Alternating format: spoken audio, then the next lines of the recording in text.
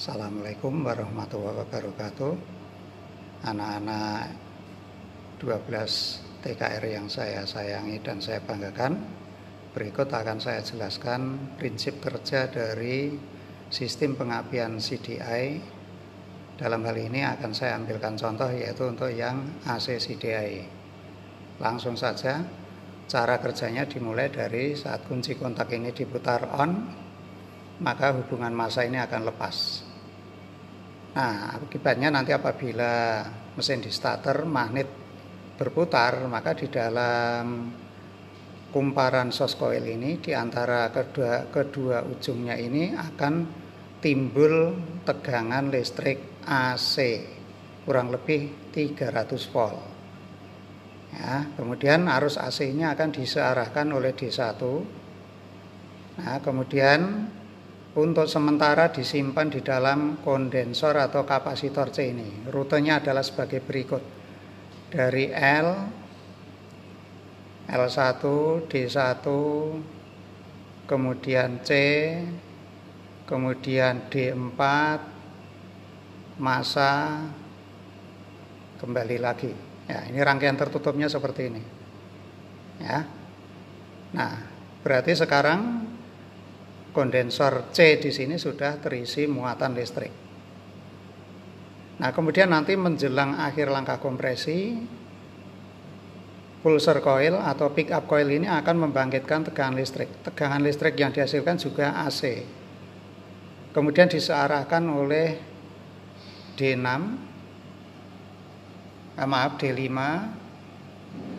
kemudian mengalir ke kaki gate SCR,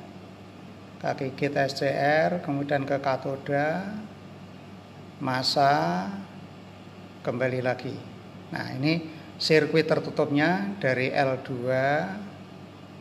D5, gate SCR, katoda SCR, massa, kembali lagi L2.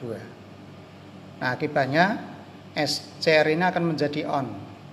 Apabila SCR ini on, maka bisa menghantarkan arus listrik dari anoda ke katoda. Arus yang mana ini yang nanti akan dialirkan? Adalah arus yang tadi tersimpan di dalam C ini. Jadi muatan listrik C ini akan dilepas dengan rute sebagai berikut. Berarti sisi ini adalah polaritasnya positif, sini adalah polaritasnya negatif. Yuk kita telusuri arah arusnya. Dari C, anoda SCR, kemudian katoda SCR, kemudian massa, kumparan primer coil, kembali ke C. Ya, ini rangkaian tertutupnya seperti ini. Nah, perlu kalian semua ketahui bahwa arus yang mengalir di dalam kumparan primer coil ini adalah arus sesaat. Arus sesaat itu arus yang bagaimana? Bisa saya beri analoginya adalah seperti air dalam ember. Ya. Nah, air dalam ember itu bisa mengalir keluar bila mana embernya itu kita lubangi.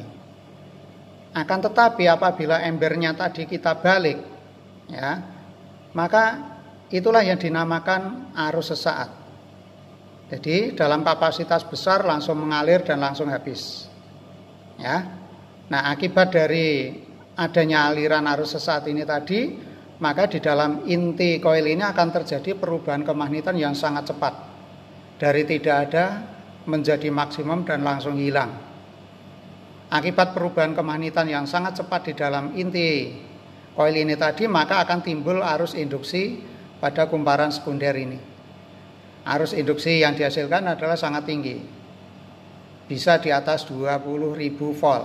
Nah, kemudian dialirkan ke busi atau spark plug, ya, untuk memulai proses pembakaran bahan bakar dan udara di dalam silinder. Nah, kemudian misalnya mesinnya sudah dalam kondisi running atau jalan, ya, apabila kunci kontak ini diputar off, kok bisa mati? Bagaimana? Karena apabila ini saya putar off, maka ujung source coil yang di sini itu adalah dapat massa. Yang bawah juga massa. Jadi karena sama-sama massa, berarti potensialnya 0, tegangannya 0. Nah, kalau tegangannya 0, maka otomatis pengapian akan berhenti bekerja dan mesin pun akan mati. Nah, kemudian kalian juga mungkin bertanya-tanya, fungsi D2 ini untuk apa, Pak? Ya, ini adalah untuk menetralisir arus yang dihasilkan di dalam L1 ini pada saat arahnya terbalik. Ingat, arus yang dihasilkan tadi adalah arus AC. Jadi kadang arusnya arahnya ke atas, kadang ke bawah. Nah, saat arusnya itu ke bawah, arus ini akan mengalir kemana? Massa D2 kembali. Nah, sehingga tidak akan menyebabkan kapasitor C ini nanti akan terisi dengan polaritas yang terbalik.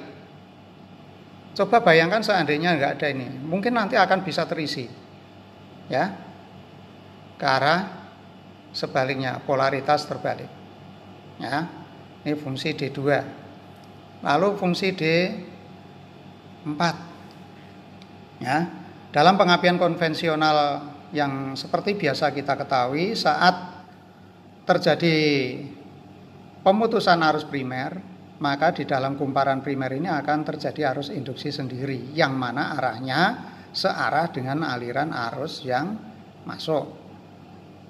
Jadi tadi saat ini arus sesaat tadi mengalir lewat kumparan primer ini tadi, ya di sini juga akan timbul arus induksi sendiri. Nah, saat seperti ini nanti akan dinetralisir oleh D4 ini. Ya, berarti ini nanti akan jadi positif, ini akan jadi negatif. Nah, terus mengalir kemana? Nih, D4, massa, kembali. Ya, sehingga langsung 0 kembali.